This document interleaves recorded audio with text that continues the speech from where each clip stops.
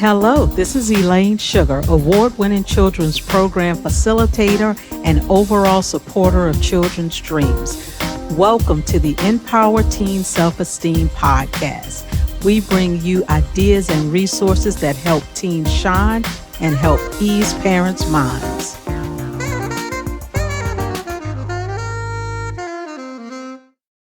Welcome everyone to this episode of Empower Teen Self-Esteem. I am so glad to have a special friend of mine with us today. This is Lisa Bien. She is an author, motivational speaker, and TV talk show host. So welcome, Lisa. How are you today? You know what? I am great because I am with you. You have Aw. the best smile. I just love your smile. I will take that compliment anytime that you want to give it to me.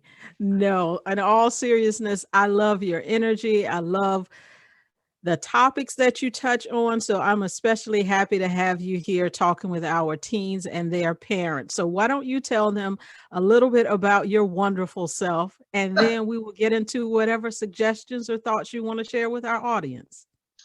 So, a little bit about my wonderful self. Here's my wonderful self. My wonderful self grew up feeling that I wasn't so wonderful Yeah. for a long period of my life. Um, my story really starts when I was 2 years old, and my biological father left, and you can't imagine or articulate what that feels like. So I just, you know what, I worked hard, Elaine, Mm-hmm. every day to kind of feel that I was enough. And I think there's like this growing theme that we all have and we all struggle with. And I just want everybody to say that um, we are all enough, but we Thank need to you. be told it on a regular basis. So, like, my platform is all about self love and really learning how to speak to yourself with kindness, be kind to yourself, be kind to others, and just really learn how to embrace who you are at that point in time of where you are and believe in yourself. I'm the person that wants to tap people on the back of their shoulder and say, hey, you are good enough. You are smart enough. You are enough. Excellent.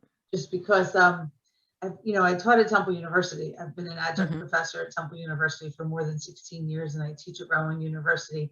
And the reason I do that is because when I was at Temple, I had an amazing professor tell me that I was smart enough. And that was the first time in my life that I felt like, Oh, wow, I am wow. smart enough. I got this. So um, my whole platform is really to talk about teens self-esteem, and because and here's the thing, Elaine, here's what's so interesting. People spend a lot of time teaching our children, go to school, right, get a good Yes. education. Mm-hmm. When you're little, you go to kindergarten, be respectful to the teacher, and be kind and be nice, but they don't really talk to you about being kind and nice to yourself. So I'm on a mission to make sure Yay. that we teach our kids more than just reading, math, and social studies, that we teach our kids and early on how to believe in themselves, I because love that. it's an epidemic. I think people don't. I think we don't spend enough time teaching our children how to have difficult conversations. We don't Mm-hmm. teach our, we hide from having difficult conversations. We don't even teach our kids how to communicate, right?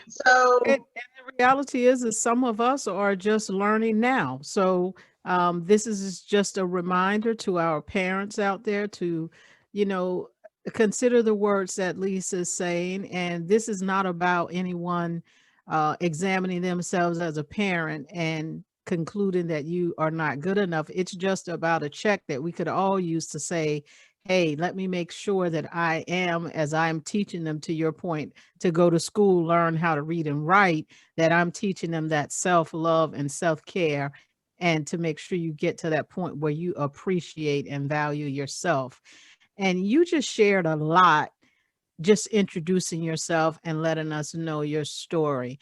Can you share about how you make it through some of those times? So you shared, being separated from your father at a young age, and then if you're in college, when you have a professor who tells you that you're smart, then how do you make it through all those years when you're going to school and, working through the challenges you meet in life along the way. So how do you survive that? How did you find that strength? You know what? Honestly, I think, Elaine, that I wore a mask, and I think a lot of us wear a mask every single day. So I wore a mask of being the funny person, or I hid a lot. I'm still not good at math, Okay. right? Um, Mhm.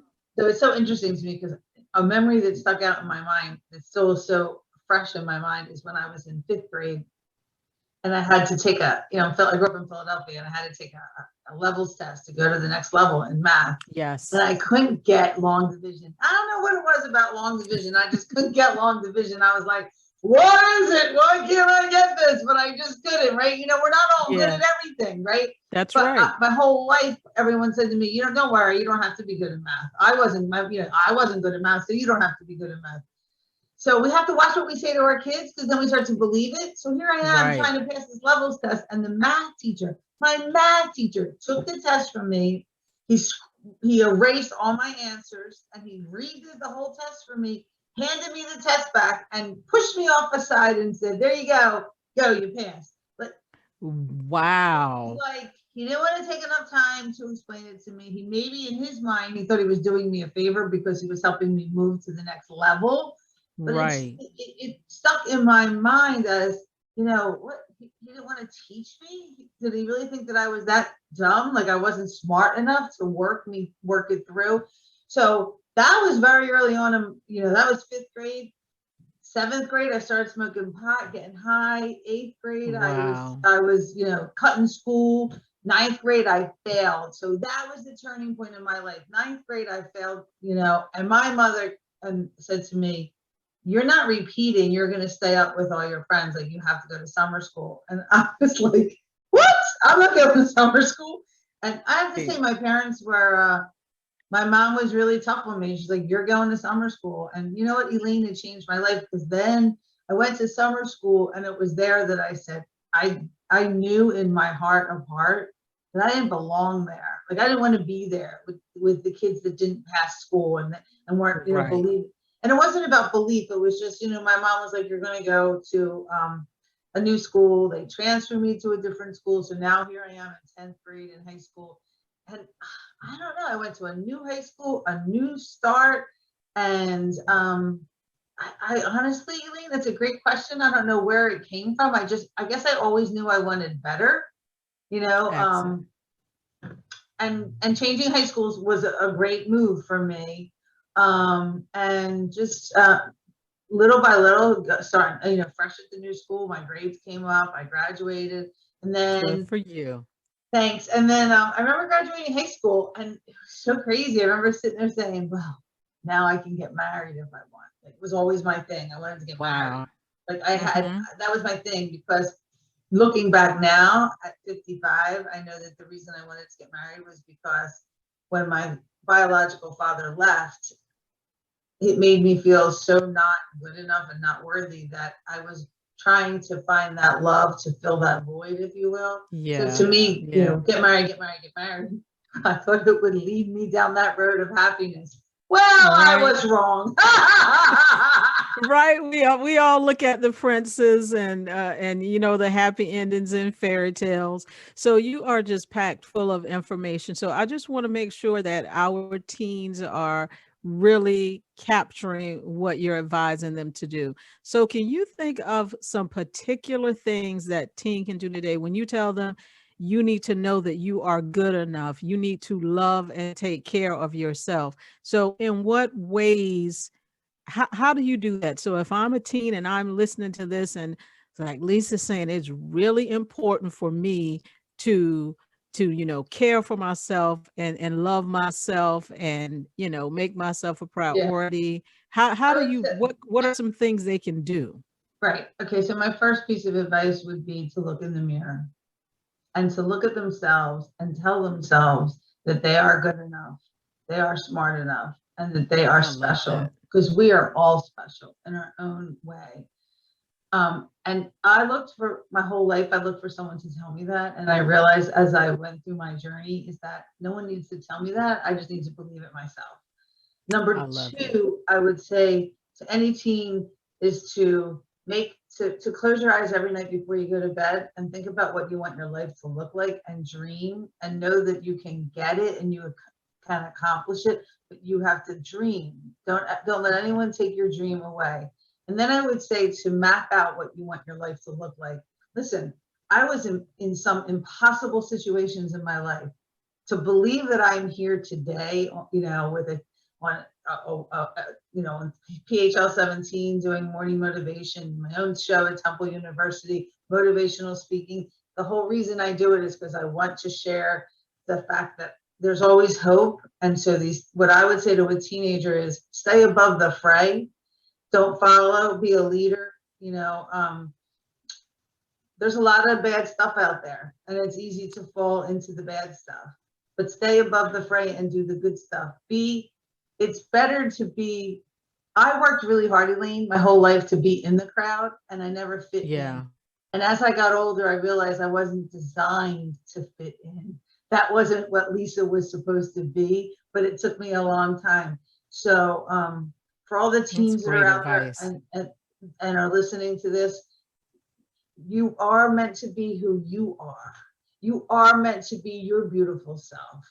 You don't need to be a photocopy of somebody else. You don't need to be on social media and, looking and imitating and being, oh, I wish I was as pretty as this person or changing. We're all beautiful. We are all beautiful and we are all connected. And I think as a teenager, I just wish somebody would have. And people did. Like, I don't want you to think I grew up in a home where people didn't tell me like I was beautiful, because they did. People told me I was beautiful. I couldn't hear it for some reason. I didn't believe it for some reason. But take care of yourself. I think that's so important because how we treat our body is how we feel about ourselves. Don't go That's a out very good and point. it's really important. What we feed our body is what we're feeding our mind. What we put in our mouth and what we put in our mind are both so important. So what you're putting in your mouth, if you're putting junk food in your mouth and you're putting junk food in your head, you're not gonna feel good. You're not gonna wake up in the morning, right? But I think that the most important thing is, and not be afraid to have an honest conversation. Find that one person. Find the one person that you feel comfortable with, whether it's a teacher, a mother, an aunt, a camp counselor, one person, a baseball coach that you can go to and trust them and lean on them, because believe me, people care. People care about you. They care about people. People just care about each other. There's so much more good in the world than bad, but we all hear about the bad because of the news. But truly, people love each other. And this world is filled with lots of love. I could go on and on and on. No, I love that. And again, more advice. So my young people and my parents just heard some very specific things you can do. And I know even as adults, a lot of us kind of cringe about that advice of looking into the mirror and telling yourself that you're beautiful and you love you. But that's you that you're looking at. And you need that relationship with yourself. So if you have that encounter where someone is not kind to you, you're not relying on someone else to give that to you, to Lisa's point. You're actually building and developing that relationship within yourself. And that is actually attractive to other people. And I don't necessarily mean attractive in a way of, getting a girlfriend or a boyfriend. I'm saying it in a way of whatever you go to do in life, you need that unity with like people. They will want to be around you. They will be drawn to you. It will be beneficial for them and you to be in those friendships. So I think that's really important advice, that you take care of yourself and you use those tips that Lisa gave us. And so definitely you've opened up, and we appreciate you opening your lives to us and sharing those moments.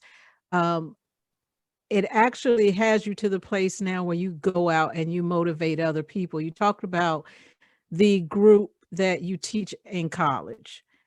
Do you find that those students that get to college and they did not have that foundation of appreciating themselves, knowing they're beautiful, that they struggle more in college? And if you're just teaching them these lessons at that point, then is it more difficult to learn? I just like giving our young people the advantage of learning this stuff as soon as possible. What have your observations been? Well, I'm with you. We need to give people we need to tell people this sooner than later. My observation is that through the years, I would say, Elaine, it's gotten worse. I've been teaching Wow. for 16 years. It's a level of, I think it's mindset. My whole platform really started because after teaching at Temple, I saw that the students could only handle so much. They could, life is, I always say life is like a pizza. And so like Mhm. one slice is your friends, one slice is your family, one slice is self-care. Like, and how many slices are you going to divvy it up? And what I noticed through time is that the students didn't have the bandwidth in their life to deal with anything that went off kilter. Because let's face it, Okay. nothing goes straight, nothing's perfect, nothing Mhm. goes the way we planned it to go, right? So I noticed that the students, excuse me, Mhm. the students they're missing life skills, and I've noticed it through the years, probably in the last 5 to 6 years more than ever before. Coping skills. And I think when you truly believe in yourself and on your level of foundation that you got this, you're going to muddle through, you got some grit and you're going to make it happen, that you will fight. And there's a lot of students that they just they don't work as hard as they should or could because they don't believe in themselves. There's so many students lately that they do the bare minimum just to get by. Now I teach leadership, and I like to say all the Wow. time, how you do one thing is how you do everything. How you do one thing is how you do everything. How do you show up in life is how do you show up in my class? And so I think it's a great conversation to start having early on. I wish, my dream is that we could talk about, teach personal leadership beginning in elementary school. We talk a lot about kindness. We teach our kids, share your cookies, share this, share that, but you don't always have to share, do you? And suppose you don't want to share. Isn't that okay to say, you Yeah. know what? Maybe I don't want to share. But do we teach them how to say that? Because do we, do you know what I'm saying? Like, we have to teach Yeah. people how to be in the world that they want to live in. Does that make Yeah, sense? because sometimes you can only give so much to other people. So to our young people, I would say we are definitely not saying do not be a kind person, do not give. You also have to take care of yourself. You also have to make sure that you're doing loving things for yourself. Mm-hmm. So there will be moments that you will be asked to do something, to share something, and you will politely say, not this time, or, maybe another time, because you need to take care of yourself. So even as adults, people ask us to do a lot of things. And sometimes we have to look at everything we have to do and say, you know what, I think that's great what you're doing. And maybe if you had asked me at a different time, then maybe, but right now I just can't. And so you have to respect that, and you'll have to make those decisions for yourself as well. So I think that's very good to share. What I also say is to remember that no is a complete sentence, and it's okay to say no. I'm That's telling you, it's true. okay to say That, no. And yeah, I have learned, I don't really do things I don't want to do anymore. If you don't want to do it, it's okay. I think we're so conditioned to do things that people tell us you should do this. Oh my God, I wish we could get rid of the word should in the vocabulary, because that's like a parent, which is fine. Parents can tell their kids what to do. But I also think we need to teach our children to have a thinking mind and let them decide what it is they want to do sometimes. We need to give our kids a voice, and we need to give them an opportunity to use it, because what happens? Mom and dad tell their kid what to do from the time they're born. You're hungry, it's, they're taught their time to eat lunch, and then they go way into high school. Now they go to yeah, college. How are they going to live? Mom and dad have been telling them what to do their whole life. We need yeah, to raise thinking children, thinking yeah. human beings. Children are human beings. People forget that too often. That frustrates me so much. They're Yeah, not here to you teach them how to make teach them how to decisions, think. how to consider, And so you have to work through that process on your own. So good point in that, yes, our teens still need to listen to the adults in their lives and their parents. But what Lisa's saying is if the adults, if the parents can find space for those opportunities for children to make their own decision, so that they develop that muscle. That's a skill to be able to make good decisions. And if you wait until children are 18 before they get to weigh pros and cons and do their research and collect data to make decisions, then they're already an adult and they don't know how to make decisions. And once you're an adult, everyone's expecting you to be able to make responsible decisions. So what we're saying is you got to open those opportunities, and it doesn't mean that you let them grow up now and be an adult. It just means that you start giving them these situations and scenarios so that they can build that muscle. So by the time they are an adult, they've already experienced assessing situations, looking at things clearly, and then making good decisions. So I think that is wonderful. Lisa, you are wonderful. You know how much I admire you, and I love the work that you do with young people. I love the work that you do with adults because we need motivation and inspiration as well. So can you please make sure that you take a moment to let everyone know how they can follow you, get in touch with you, book you for speaking engagements? Let us know how to find you. Well, how to find me is my website is Lisa Bien. And then Elaine, I made it really easy. Twitter, my handle is Lisa Bien. Instagram is a little tricky. It's Lisa BBN. But if you Google Lisa Bien, I am everywhere. I'm on Twitter, I'm on Instagram, I'm on Facebook. And if you want, there's a section on my website if you need a motivational speaker or you want me to come and speak to your school, something, I am more than happy to speak to people. I'm also a coach, so there's spots all over my website. You can see me on WPHL Channel 17 every other week at 7:45 where I do my motivational moments. I'm on LinkedIn every Monday. I do Motivational Monday. And now I just launched on Clubhouse, if I can get it right, some motivational moments on Saturday mornings. I think we needed to jumpstart our weekends.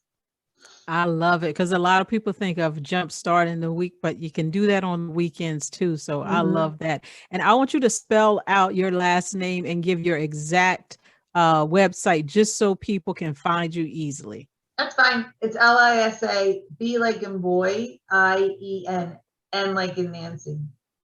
Excellent.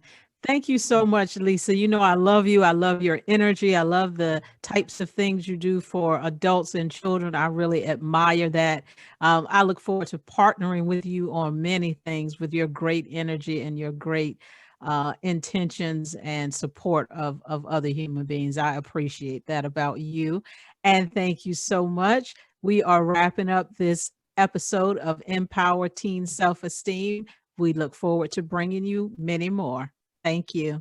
Thank you for joining us for this episode of Empower Teen Self-Esteem. Please follow Kids More Sugar on social media.